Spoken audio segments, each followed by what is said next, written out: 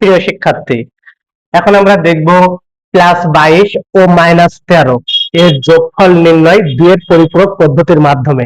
দুইয়ের পরিপূরক পদ্ধতির মাধ্যমে তোমরা যদি এটা সমাধান করতে পারো, তাহলে এই আলোকে তোমাদের বইতে যত রকমের অঙ্ক আছে সবই তোমরা পারবা। আমরা এটা দেখি। আর দুইয়ের পরিপূরক নিয়ে আমরা দুইটা ভিডিও পাঠ করব, তার কারণ এটা একটা গুরুত্বপূর্ণ টপিকস, যেখানে বিস্তারিত আলোচনা ছাড়া তোমাদের এই জটলা সমাধান হওয়া সম্ভব নয়। এসো দেখা যাক আমাদের এই অঙ্কের সমাধানটা কেমন হতে পারে। +22, 22-এর বাইনারি মান, 22-এর বাইনারি মানটা কত হতে পারে? 1 2 4 8 16। আমরা যদি এই ফর্মুলায় গিয়ে একটু দ্রুত বের করে নেই, 22-এর মানটা খুব দ্রুত বের করতে পারবো। 16 আর 4 20 আর 2 22। 22-এর প্রকৃত মান কোন? আচ্ছা, বের হলো 10110, 10110 22-এর বাইনারি মান। এবার এটা 8 বিট রেজিস্টারে সাজিয়ে পাই, 8 বিট রেজিস্টারে সাজিয়ে পাই কোনটা? 22-এর মান। 22 সমান 8 বিট। এখানে কয়টা বিট আছে আমাদের? সেখানে বিট আছে টোটালি 5টা। আর কয়টা দরকার? 3টা। সেই 3টা শূন্য দিয়ে নিতে হবে। 0 0 0 1 0 1 1 0। আমরা এখানে 22-এর প্রকৃত মানটা পেয়ে গেলাম। এখন এখানে সর্ববামের প্রথম সংখ্যাটা কি আছে? আমাদের 0 আছে। সর্ববামের প্রথম সংখ্যাটা আছে 0। 0 থাকলে কি হবে? প্লাস, অর্থাৎ চিহ্ন বিট 0 থাকলে প্লাস হবে, সেটা আমরা পেয়ে গেলাম। এবার আমরা কার মান দরকার? দরকার হলো এবার আমাদের এই যে -13 মান। -13 মানটা আমরা কিভাবে পাবো? +13 মান পেয়েছি। আমরা যদি এখানে 13 বাইনারি মানটা বের করে নেই, 8 আর 4 12 আর 1 13, তাহলে 13 মান কি পাইছি? আমরা এটা পেয়েছি। প্রিয় শিক্ষার্থী, আমি তোমরা যে ভুলটা করতে পারো সেই ঠিক ভুলটা আগে করে নিচ্ছে, যাতে এই ভুলটা তোমাদের না হয়। তোমরা অনেকেই কি করো, এখানে 13 লিখে দাও, -13 লিখে দিয়ে এখানে কয়টা সংখ্যা আছে? 4টা। তাই 4টা হলো 0 0 0 0 0, 4টা 0, তারপরে 1 1 0 1। তোমরা অনেকে এইভাবে অঙ্কটা মানে যোগফল নির্ণয় করো, কিন্তু এটা কিন্তু সম্পূর্ণ ভুল। কেন ভুল? এখানে তোমার -13 বলেছে, তুমি এখানেও লিখেছো -13, কিন্তু এখানে কি আছে? তোমার 0। আর চিহ্ন বিট যদি 0 হয়, তার আগে কি হয়? মাইনাস হয় নাকি প্লাস হয়? অবশ্যই প্লাস হয়, কিন্তু এখানে আছে মাইনাস। তাহলে এই অংশের সাথে এই অংশ, এই দুই অংশের ফর্মুলা কি মিললো? না, মিলে নাই। আর যদি না মিলে, তাহলে অঙ্কটা তোমার হবে না। কোন সংখ্যার মাইনাস মান বের করতে গেলে অবশ্যই সেটা 2 এর পরিপূরক করতে হবে। 2 এর পরিপূরক ছাড়া কোন সংখ্যার মাইনাস মান বের করা সম্ভব নয়। এখানে যে -13 আছে, -13 মান বের করতে গেলে অবশ্যই সেটা 2 এর পরিপূরক করে নিতে হবে। হ্যাঁ, আমরা এখন সেটা করব। এখানে এখানে -13 একটি মান বের করব। 13 প্রকৃত মান আমরা কি পেয়েছিলাম? প্রকৃত মান পেয়েছিলাম 1 2 3 4 1 1 0 1। আমরা এই মানটা পেয়েছিলাম, এই মানটা পেয়েছিলাম 13 প্রকৃত মান এটা। এই প্রকৃত মানটা আমরা যদি উল্টায় দেই, প্রকৃত মানটা উল্টায় দিলে কি হবে? একের পরিপূরক 1 1 1 1 0 0 1 0 উল্টায় দিলাম। এবার প্রকৃত মানের সাথে আমরা যদি 1 যোগ করি, প্রকৃত মানের সাথে 1 যোগ করলে কি হয়ে যাবে? 2 এর পরিপূরক। একটু আগেই ভিডিওতে তোমরা যেমনটা দেখছিলে, 0 আর 1 যোগ করলে 1। বলে রাখি, এটা কিন্তু বাইনারি যোগ হচ্ছে। আর এখানে হাতে যেহেতু কিছু নাই, পরবর্তী সংখ্যাগুলো অটোমেটিক বসে যাবে। বসে গেল, 13 লিখলাম। এবারে প্রিয় শিক্ষার্থী, তোমরা একটু খেয়াল করো, এখানে আমার যে চিহ্ন বিটটা আছে, চিহ্ন বিটটা কি আছে? 1 আছে। আর 1 থাকলে কি হয়? মাইনাস হয়। এজন্য আমি এখানে মাইনাস লিখে দিলাম। 1 থাকলে মাইনাস হয়, মাইনাস। এবার এই সংখ্যাটা আমার এখানে লিখতে হবে, লিখলে অঙ্ক আমার মূলত এই অঙ্কটা এখানে উঠে এসেছে, এটা এখানে উঠে এসেছে। এখন এটা কি করব? আমরা অবশ্যই যোগ করব। 2 এর পরিপূরক এর মূল কাজই হলো যোগ করা। তার কারণ কম্পিউটার বিয়োগ করতে পারে না, কম্পিউটার বিয়োগ করে হলো যোগের মাধ্যমে। হ্যাঁ, 2 এর পরিপূরকটা ঠিক সেই যোগের মাধ্যমে তার কাজগুলো সম্পন্ন করে থাকেন। একটু আমরা দেখি, এখানে বাইনারি যোগ হবে, মনে রাখবা সবসময় বাইনারি যোগ। 0 আর 1 যোগ করলে 1, 1 আর 1 যোগ করলে বাইনারিতে 2 হয়, আর 2 এর বাইনারি মান হলো 10। সেই 10 এর শূন্য বসবে, হাতে থাকবে 1। হাতের 1 আর এই শূন্য যোগ করলে 1 হয়, উপরে 1 আছে, তাহলে হাতের 1 আর উপরে 1 কি হবে? 2 হবে। 2 এর বাইনারি মান 10, 10 এর শূন্য, হাতে থাকে 1, হাতের 1 আর এই শূন্য যোগ করলে 1 হয়ে যায়, হাতে আর কোনো কিছু নাই।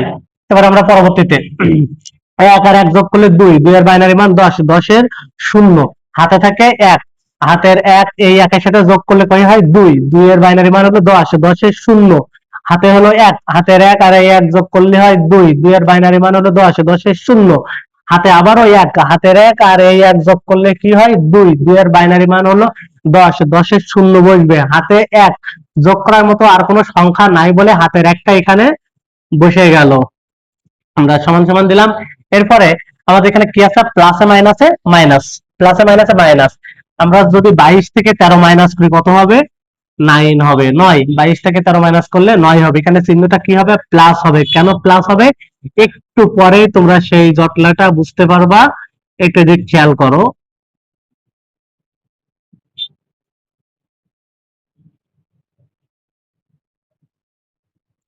এটা ক্যারি বিট কেন লিখলাম একটু গণনা হতো। এখানে কয়টা বিট আছে? 1 2 3 4 5 6 7 8 9, মোট 9টা সংখ্যা আছে। তাহলে আমাদের নবম যে সংখ্যাটা আছে, এই সংখ্যাটা আমাদের অবশ্যই ক্যারি বিট। আমাদের নবম সংখ্যাটা হলো ক্যারি বিট, কারণ এটা ওভারফ্লো।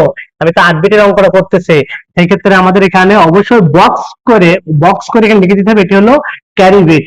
আর এখানে প্লাস কেন হলো? প্লাস কেন হলো? এটা ক্যারি বিট কোন গণনার মধ্যে আসবে না। আর ক্যারি বিট যদি গণনার ভিতরে না আসে, তাহলে তার পরের সংখ্যাটাই চিহ্ন বিট হিসেবে গণনা হবে। আর পরের সংখ্যাটা যদি চিহ্ন বিট হয়, পরের সংখ্যাটা আছে আমার কি? 0। আর 0 যদি চিহ্ন বিট হয় আর চিহ্ন বিট 0 থাকলে কি হয়? সেখানে প্লাস হয়, এজন্য প্লাস হয়েছে। এখন এখানে কি লিখতে হবে? এখানে, হ্যাঁ প্রিয় শিক্ষার্থী, আমি যেটা লিখলাম সেটা একটু এবার পরে। এখানে লিখলাম, এখানে নবম সংখ্যা 1 ওভারফ্লো হিসাবে এসেছে, অর্থাৎ নবম সংখ্যা 1, এই 1টা ওভারফ্লো অতিরিক্ত সংখ্যা হিসেবে এসেছে, যেটি বিবেচ্য নয়, তার মানে যেটি ধরা হবে না। 1 এখানে অতিরিক্ত একটি সংখ্যা, যেটি ধরা হবে না। আর যদি ধরা না হয়, তাহলে তার পরের সংখ্যাটা কি হবে? চিহ্নবিট। চিহ্নবিট 0 হওয়ায় সংখ্যাটি ধনাত্মক। তাহলে এই 1টা ওভারফ্লো অতিরিক্ত সংখ্যা, যেটা ধরা হচ্ছে না। আর পরের সংখ্যাটা যেহেতু 0 আছে আর ওটাই চিহ্নবিট, এজন্য এখানে প্লাস হয়েছে। আর অতএব এভাবে অ্যান্সারটা লিখলাম। এখন এখানে এই অঙ্কটা তোমার হয়েছে কি হয়নি, সেটা তুমি নিজেও কিন্তু এক প্রকার জাস্টিফাই করতে পারো পরীক্ষার খাতায়। সেটা কিভাবে? একটু খেয়াল করো। আমার এখানে কি মান বেরিয়েছে? 1001, 1001, আর এখানে কি বেরিয়েছে? 9। এখন এই বিষয়টা একটু আমরা খেয়াল করি, ভালো করে খেয়াল করি। প্রিয় শিক্ষার্থী, একটু মনোযোগ সহকারে এটা খেয়াল করো। এটা যে 1248, আমরা এই ফর্মুলাটা নিয়েই খেয়াল করবো। যেহেতু এখানে 4টা বিট আছে, শেষে 4টা বিট, মানে শেষে 4টা বিট বলে কথা না, শেষে যে ডিজিট গুলো থাকবে, এখানে আছে 1001, 1001। একটু ভাবো তো, এখানে 4 বাদ, 4 এর নিচে 0, 2 ও বাদ, 2 এর নিচে 0, 8 এর নিচে 1, 1 এর নিচে 1, তাহলে 8 আর 1 যোগ করলে কত হয়? 9 হয়। এই বাইনারি মানগুলোর মান কত? 9। তাহলে এই বাইনারি মানগুলো 9, এখানে যে 9 আছে আর এখানে যে 1001 আছে, এর সাথে এই মানটা, এই মানটার সাথে এই মানটা মিলে গেছে। আর যখন এই মানটার সাথে ওই মানটা মিলে যাবে, তখন অঙ্ক হওয়ার সম্ভাবনা 100%। তার কারণ হলো, এই মানটা যদি না মেনে অন্য সবকিছু ঠিক থাকলেও অঙ্ক হওয়ার সম্ভাবনা কিন্তু নাই। প্রিয় শিক্ষার্থী, আমরা এখন উদ্দীপক আকারে 2 এর পরিপূরকের একটি সমাধান করব। দেখব উদ্দীপকের সাথে 2 এর পরিপূরকটা কিভাবে সমাধান করতে হয়। হ্যাঁ, এখানে উদ্দীপকে যেটা দেওয়া আছে, রহিম 2f অর্থাৎ হেক্সা টাকার এবং করিম অক্টাল টাকার বই কিনলো, দুইজনের বইয়ের দামের পার্থক্য যোগের মাধ্যমে নির্ণয় করো। পার্থক্যটা কিসের মাধ্যমে নির্ণয় করতে বলেছে? যোগের মাধ্যমে। কারণ যোগের মাধ্যমে যখন পার্থক্য নির্ণয় করতে বলেছে, তখন অবশ্যই এটা 2 এর পরিপূরক হবে। কেন 2 এর পরিপূরক হবে? কারণ কম্পিউটার বিয়োগ করতে পারে না, কম্পিউটার বিয়োগ করে যোগের মাধ্যমে। যোগের মাধ্যমে কিভাবে বিয়োগ করে আমরা সেটা এখন দেখব। একটি সাইড নোট হিসাবে বলে রাখি, 2 এর পরিপূরকের সময়, 2 এর পরিপূরকের সময় হয় সরাসরি তোমাকে বলে দেবে দুইজনের বইয়ের দামের পার্থক্য 2 এর পরিপূরকের মাধ্যমে নির্ণয় করো, দুইজনের বইয়ের দামের পার্থক্য 2 এর পরিপূরকের মাধ্যমে নির্ণয় করো, অথবা বলবে যোগের মাধ্যমে পার্থক্য বা ব্যবধান নির্ণয় করো। এই দুইটা বাক্যই সাধারণত 90% ক্ষেত্রে আসে। আর এগুলোই আসলেই মনে করবা এটা 2 এর পরিপূরক নির্ণয় করতে হবে। আর 2 এর পরিপূরক করতে গেলে কি করতে হয় তুমি জানো? একটি সংখ্যার মাইনাস মান বের করতে হয়, আর একটা সংখ্যা প্লাস মান। সাইড নোট হিসাবে প্রিয় শিক্ষার্থী আরো একটি বিষয় বলে রাখি, যখনই তুমি বুঝতে পারবা এটা 2 এর পরিপূরক করতে বলেছে, মানে ব্যবধান নির্ণয় করতে বলেছে 2 এর পরিপূরকের মাধ্যমে পার্থক্য নির্ণয় করতে, তখন বড় সংখ্যার আগে প্লাস, ছোট সংখ্যার আগে মাইনাস। বড় সংখ্যার আগে প্লাস, ছোট সংখ্যার আগে মাইনাস। এখানে দুইটা সংখ্যা আছে, 2f এবং আছে 3 4 অক্টাল। এখানে অক্টাল বড় নাকি হেক্সা বড়? যেটা বড় হবে তার আগে প্লাস চিহ্ন ব্যবহার করবা, আর যেটা ছোট হবে তার আগে মাইনাস। হ্যাঁ, দুইয়ের পরিপূরকের যোগের মাধ্যমে পার্থক্য নির্ণয় বা দুইয়ের পরিপূরকের মাধ্যমে পার্থক্য নির্ণয় যখনই বলবে তখন তুমি ছোট সংখ্যার আগে মাইনাস, বড় সংখ্যার আগে প্লাস ব্যবহার করবা। এখন তোমার এখানে কোনটা বড় কোনটা ছোট বুঝতে গেলে তোমার দুইটাই দশমিকে নিয়ে যেতে হবে, কারণ আমরা দশমিক সংখ্যার সাথে পরিচিত, ওইটা হলো প্রচলিত সংখ্যা পদ্ধতি। দৈনন্দিন জীবনে আমরা দশমিক সংখ্যা পদ্ধতি ব্যবহার করি, অক্টাল বা হেক্সা আমরা দৈনন্দিন জীবনে ব্যবহার করি না। যে কারণে আমরা যাতে অভ্যস্ত তাতে এটা রূপান্তর করতে হবে। তাহলে কিসে রূপান্তর করব? দশমিকে। এই 2f টা দশমিকে নিয়ে যেতে হবে, আর এই যে অক্টাল 3 4 এটাও দশমিকে নিয়ে যেতে হবে। দশমিকে নিয়ে যাওয়ার পরে দুইটা মান বের হবে, দুইটারই দুটো মান বের হবে।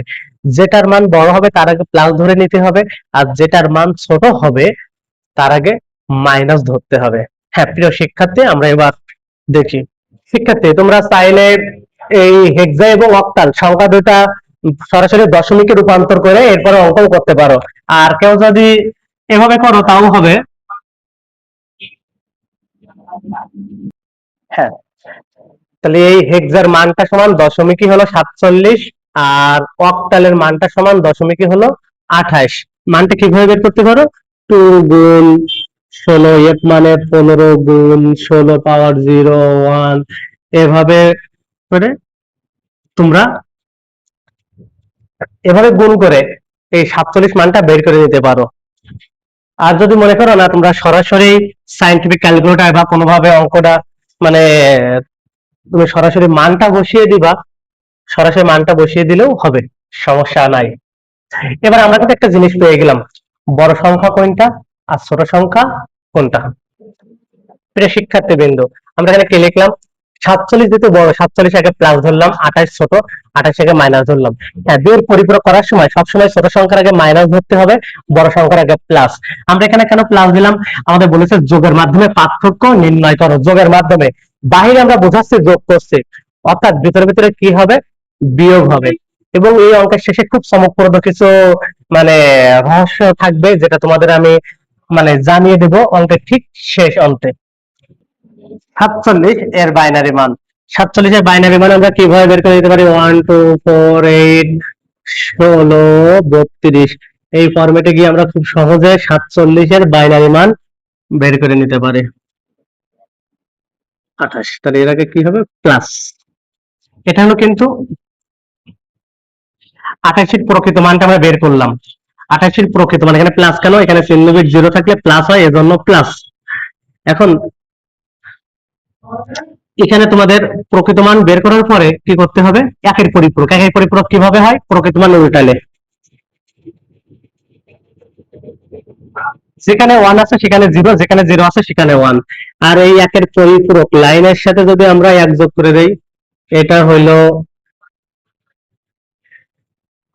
প্রকৃত মান, এটা হলো একের পরিপূরক। 1 আর 1 যোগ করলে 10, 10-এর 1 আর 1 যোগ করলে হয় 2, 2 মানে 10, 10-এর শূন্য হাতে থাকলে 1, হাতের 1 আর 1 যোগ করলে 2, 2 মানে 10, 10-এর শূন্য হাতে থাকে 1, হাতের 1 আর এই শূন্য যোগ করলে 1 হয়। এখানে আমার চিহ্ন বিট আছে 1, আর চিহ্ন বিট 1 হলে কি হয়? তার আগে মাইনাস, এজন্য মাইনাস দিয়ে নিলাম। তাহলে এখানে -28 এর মান হবে